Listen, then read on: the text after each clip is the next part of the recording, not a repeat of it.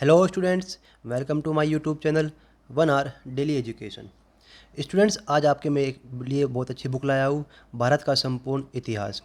इस बुक को हम पूरी अच्छे से कवर करेंगे। इसमें हम ancient, medieval and modern history Hindi medium से कवर करेंगे, ठीक है। और ये बुक बहुत अच्छी बुक है, मैंने इसका रिव्यू देखा है। ये अगर आप हिस्ट्री जानना चाहते हो तो इस बुक को आप ज़रूर देखें। हिस्ट्री आपको पता लग जाएगी और आप एग्ज़ाम में भी आपको बहुत ज़्यादा हेल्प करेगी।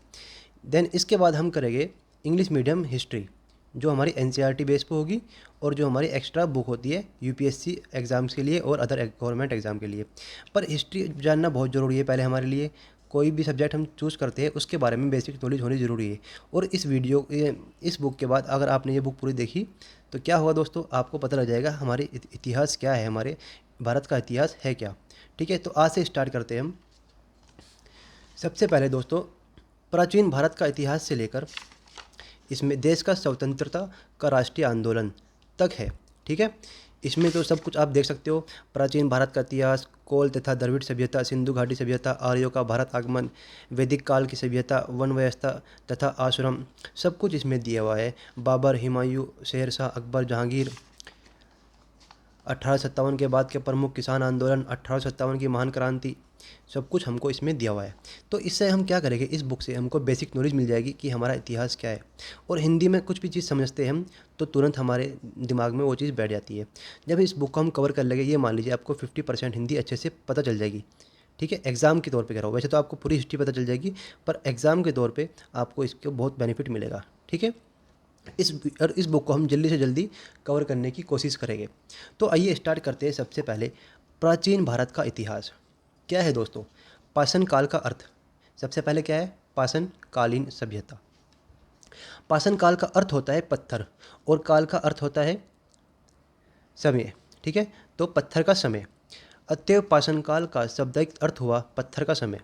दूसरे शब्दों में पाषाण काल हम उस समय को कह सकते हैं जब मनुष्य अपने औजार तथा आवश्यकता की अन्य वस्तु पत्थर की ही बनाता था और धातुओं का प्रयोग करना वे नहीं जानता था। जब मनुष्य ने प्रथम बार इस पृथ्वी पर अपनी आंखें खोली तब अपनी रक्षा के लिए उसे पत्थर नहीं मिले, ठीक है। ये देखिए, पाषाण कालीन की सभ्यता एक पिक्चर दिख रही है आपको, इस टाइप के लोग थे वहाँ पे। तो उन दिनों मनुष्य निरा असभ्य था और जंगली जीवन व्यतीत करता था, परंतु धीरे धीरे वे सभ्य जीवन की ओर आगे बढ़ने लगा। अतएव व्यापक अर्थ में पाषाण काल मानव सभ्यता की ओर उषा काल को कहते हैं, ठीक है। जब वे अपनी आवश्यकता की सभी चीज़ें पत्थर की बनाता था और धातु का प्रयोग करना नहीं जानता था। पाषाण काल को दो भागों में विभक्त किया गया है, अर्थात पूर्व पाषाण काल तथा उत्तर पाषाण काल। अब इनका अलग अलग वर्णन किया जाएगा, ये आप देख लीजिए। चलो ये देखते हैं, निम्न पूर्व पाषाण काल कब से कब तक के है, ये देख लीजिए आप, ठीक है। ये देखिए आप, इसके बाद हम रीडिंग करते हैं इसको, बुक को, ठीक है। अब चलते हैं पूर्व पाषाण काल। मानव सभ्यता के प्रारंभिक काल को पूर्व पाषाण काल के नाम से पुकारा गया है। इस काल का आरंभ अब से 6 लाख वर्ष पहले हुआ और लगभग 10,000 वर्ष पूर्व इसका अंत हुआ। अब इस युग के लोगों के जीवन में पर प्रकाश डाल देना आवश्यक है, ठीक है। निवासी, उनका रहना कहना कैसा था। विद्वानों की धारणा है कि इस युग के लोग हबशी जाति के थे। इन लोगों का रंग काला और कद छोटा होता था। इनके बाल ऊनी होते थे और इनकी नाक चपटी होती थी। इनके वंशज अब भी अंडमान द्वीप में पाए जाते हैं। औजार क्या क्या होते थे इनके पास। इस युग के लोग अपने सभी औजार पत्थर के बनाते थे। ये पत्थर के कठोर चट्टानों से काट लिए जाते थे, फिर आवश्यकता के अनुसार विभिन्न प्रकार की चीज़ें बना ली जाती थी। पत्थर के बने औजारों से वे पशुओं का शिकार करते थे। इसी के अनेक हथौड़े, रुखानी आदि होते थे जिससे वे ठोकते तथा छेद करते थे। पत्थर के इन औजारों में लकड़ी तथा हड्डियों के बेंट लगे रहते थे। लकड़ियाँ तथा हड्डियाँ को भी औजार होते थे, परंतु वे विनष्ट हो गए। ये देख सो पिक्चर मैं आपको इसमें एचडी की डाल दूंगा एडिटिंग के टाइम पे, ठीक है, ताकि आपको थोड़ा और अच्छा सा समझ में आ जाए। जीविका के साधन क्या थे दोस्तों। इस युग के लोग अपनी जीविका के लिए पूर्ण रूप से प्रकृति पर निर्भर रहते थे। खेती बाड़ी करना बिल्कुल नहीं जानते थे। अपनी जीविका चलाने के लिए ये लोग जंगली पशुओं का शिकार किया करते थे और मछलियाँ पकड़ते थे।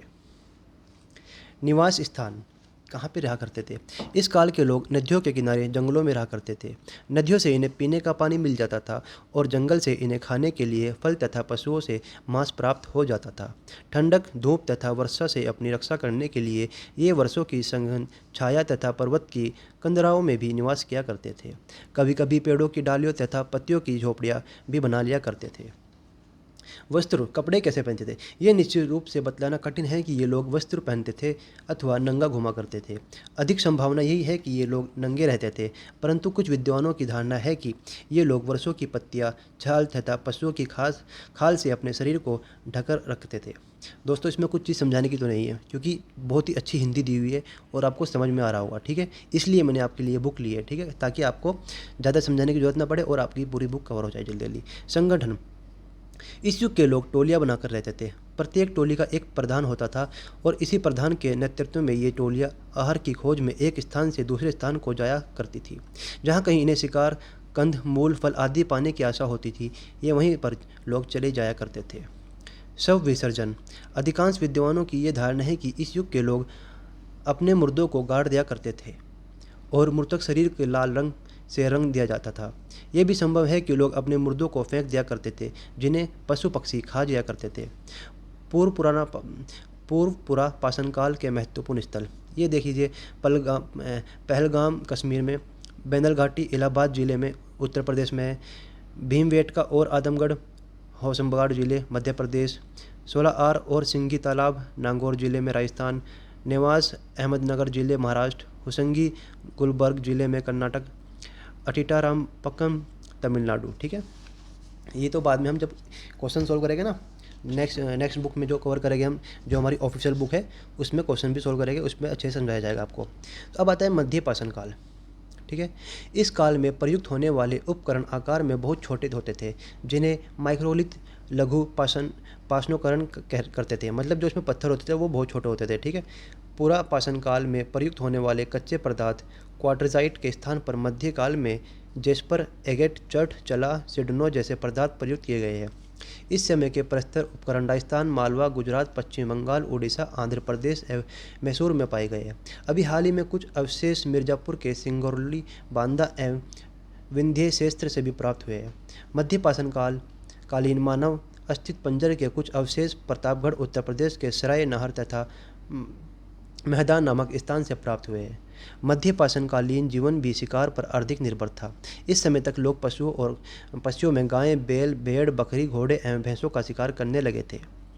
मध्य पाषाण काल के अंतिम चरण में कुछ साक्ष्यों के आधार पर प्रतीत होता है कि लोग कृषि एवं पशुपालन की ओर आकर्षित हो रहे थे। इस समय मिली समाधियों से स्पष्ट होता है कि ये लोग अंत्येष्टि क्रिया से प्रसिद्ध थे। मानव अस्थि पंजर के साथ कहीं कहीं पर कुत्ते के अस्थि पंजर भी मिले, जिनमें प्रतीत होता है कि ये मनुष्य के प्राचीन सहजकर थे। मतलब ये जानवर पालने लगे थे।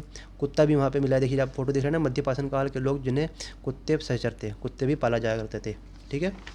दोस्तों, क्वेश्चन आते हैं इस टाइम के कि बताइए कौन से काल में कुत्ते को पालना शुरू कर दिया था और कौन से काल में इन्होंने घर बनाना शुरू कर दिया, खेती बाड़ी कौन से काल में हुआ है। अगर आप समझ गए, आपने रीडिंग भी कर ली एक बार ये, तो आपको हो सकता है कोई क्वेश्चन अच्छे से और एग्ज़ाम में आपको मिल जाए, ठीक है।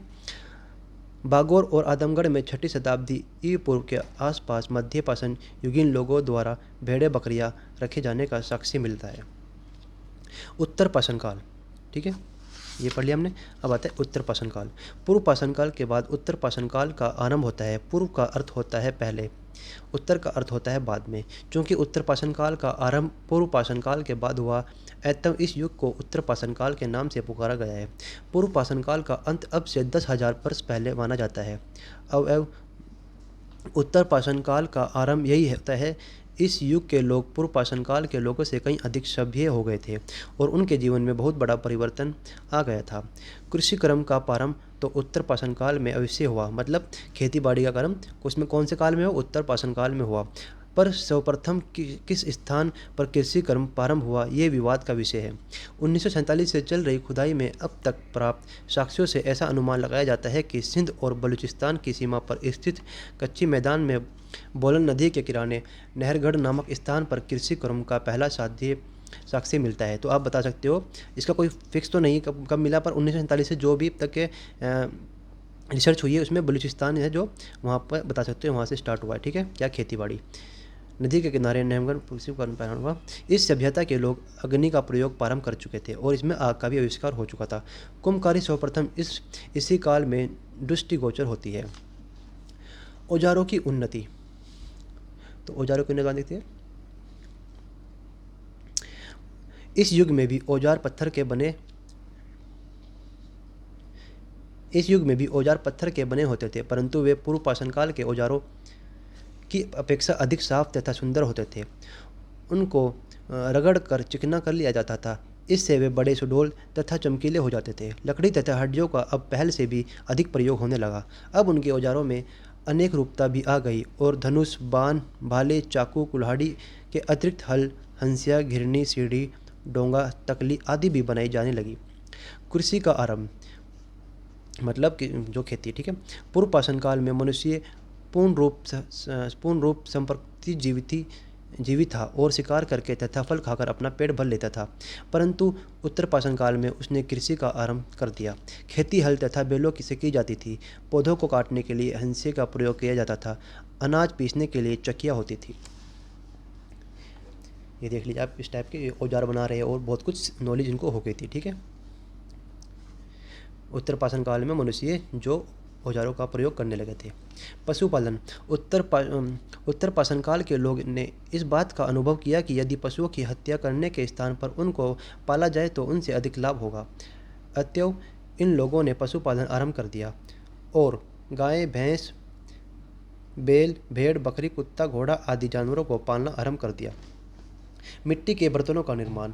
पूर्व पाषाण काल के लोग अपनी आवश्यकता की सभी चीज़ें केवल पत्थर की ही बनाते थे। उत्तर पाषाण काल के लोग ने मिट्टी के बर्तन बनाना आरंभ कर दिया। कृषि तथा पशुपालन का काम आरंभ हो जाने के कारण अब इन लोगों के पास सामान अधिक हो गया। अतएव अब सामान को सुरक्षित रखने के लिए इन लोगों ने मिट्टी के बर्तन बनाना आरंभ कर दिया। अभी चाक का आविष्कार नहीं हुआ था, अतएव बर्तन हाथ से बनाए जाते थे। वस्त्र निर्माण।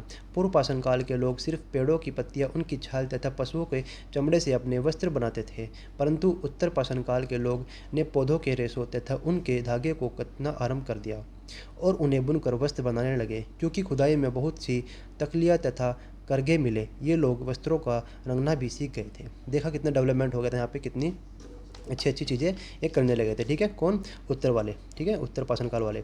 पूर्व पाषाण काल में हमने देखा, उत्तर देखा। गृह निर्माण। पूर्व पाषाण काल का मनुष्य कंदराओं तथा वर्षों के नीचे ही निवास करता था, परंतु उत्तर पाषाण काल के लोग ने घर बनाना आरंभ कर दिया। इनके घरों की दीवारें लट्ठों तथा नारियल के तनों की होती थी और उन पर मिट्टी का लेप लगा दिया जाता था। इनकी छतें लकड़ी, पत्ती, छाल आदि की बनी होती थी और फर्श कच्ची मिट्टी का होता था। तो ये देख लीजिए आप, कितने साल पहले की बात हो गई दोस्तों। ये आपको आज भी ये चीज़ें आपको गांव में मिल जाएगी, ठीक है ना।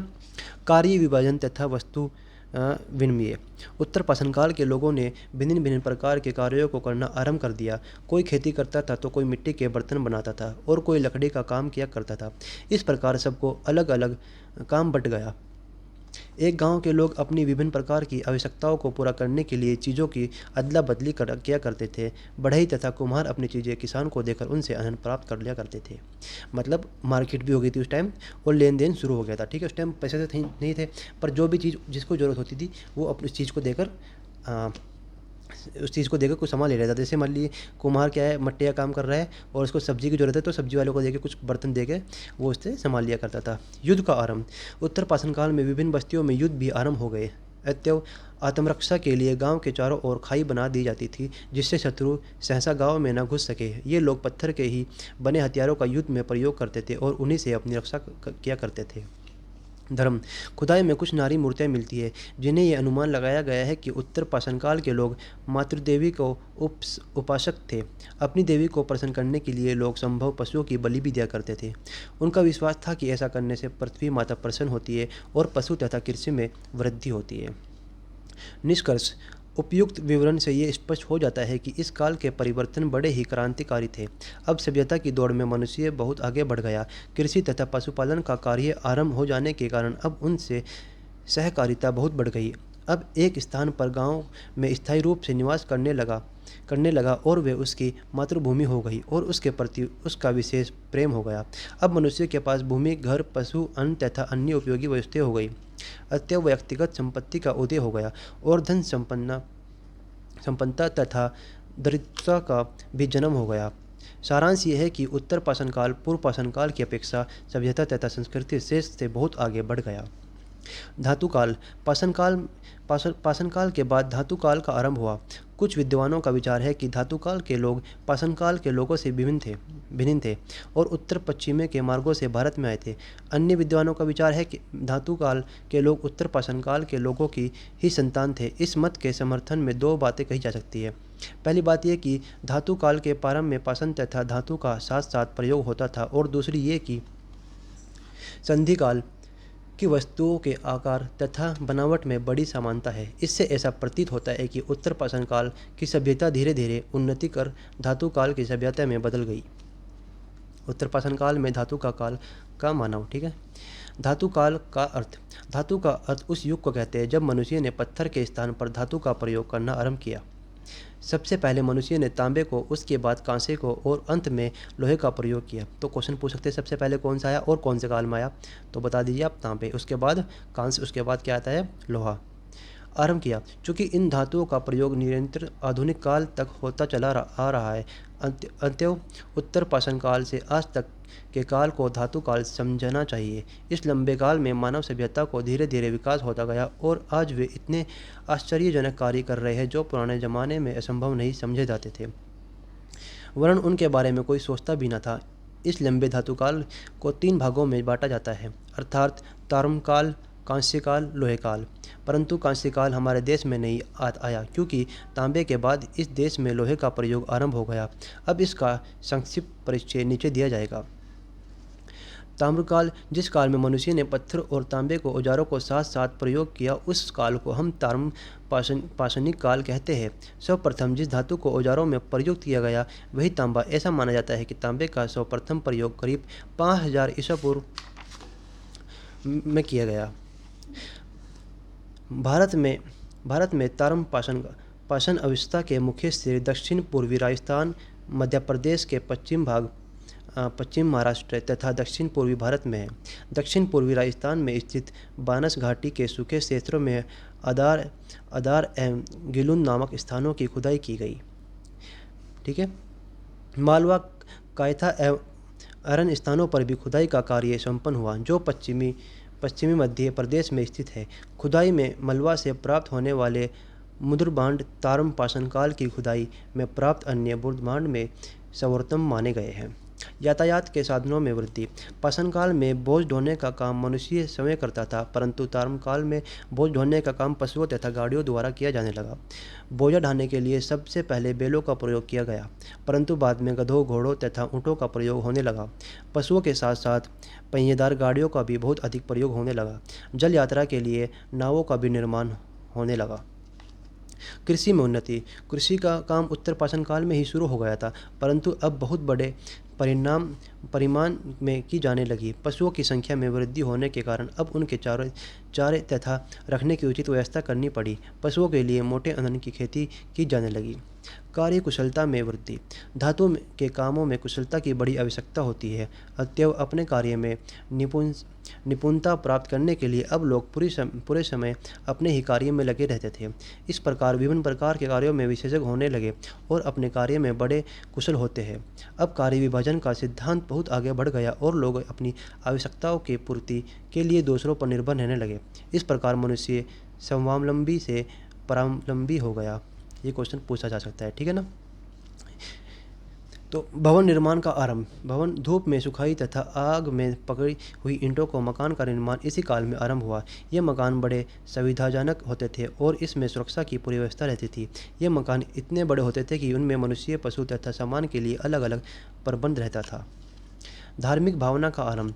कृषि करने के कारण प्रकृति की कृपा पर ये लोग अत्यधिक निर्भर रहने लगे, अतएव प्राकृतिक शक्तियों में इनका बड़ा विश्वास हो गया और देवी देवताओं के रूप में वे इन शक्तियों की पूजा करने लगे। पूजा के लिए मंदिरों का भी निर्माण शुरू हो गया। धार्मिक भावना के उदय के साथ साथ अंधविश्वास भी इन लोगों में उत्पन्न हो गया और जादू टोना ये लोग में विश्वास करने लगे। आहार संस्कृति लगभग 28 से 15 ईसा पूर्व। चलो ये छोड़ दिया, आगे पढ़ते हैं, ठीक है।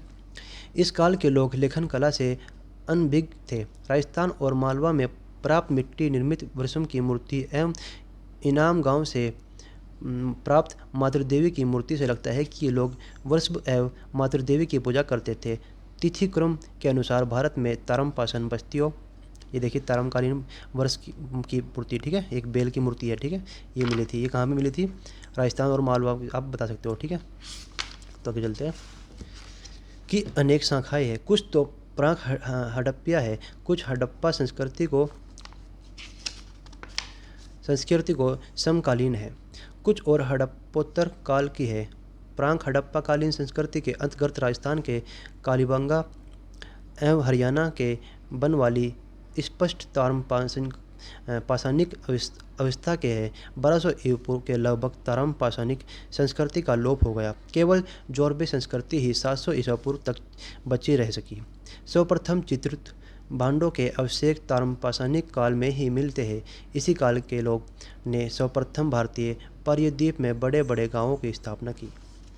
ये मूर्ति देख लीजिए आप, इस टाइप की मूर्ति इसमें मिली थी, ठीक है ना। एक ये है तारमकालीन मूर्ति भारत का, ठीक है। लोहे काल।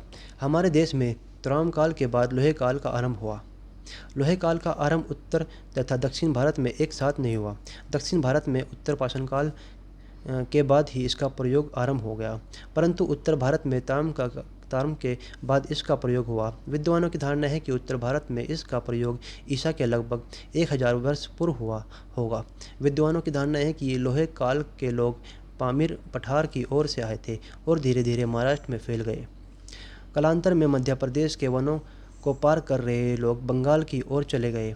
लोहे काल के मनुष्य के जीवन का वैज्ञानिक विकास आरंभ हो गया और उनके जीवन में बहुत बड़े क्रांतिकारी परिवर्तन होने लगे। मनुष्य के जीवन में सुखमय बनाने तथा उसकी सभ्यता तथा संस्कृति की उन्नति में अन्य किसी धातु से उतनी सहायता नहीं मिली जितनी लोहे से मिली। उपयुक्त विवेचन ये स्पष्ट है कि मानव सभ्यता का कार्मिक विकास हुआ और जंगली अवस्था से पूर्ण सभ्य जीवन की ओर अग्रसर होता गया। इस विकास में विभिन्न स्तरों से गुजरा और जीवन का क्रमश अधिक सभ्य बनाने में सफल रहा। इस विकास की गति उत्तरोत्तर बढ़ती जा रही है और इसके अंतर्गत विकास की संभावना विद्यमान है। तो दोस्तों, फर्स्ट चैप्टर हमारा कंप्लीट हो गया है। तो मिलते हैं नेक्स्ट वीडियो में सेकंड चैप्टर में, जो है कोल तथा द्रविड़ सभ्यता। ठीक है, थैंक यू।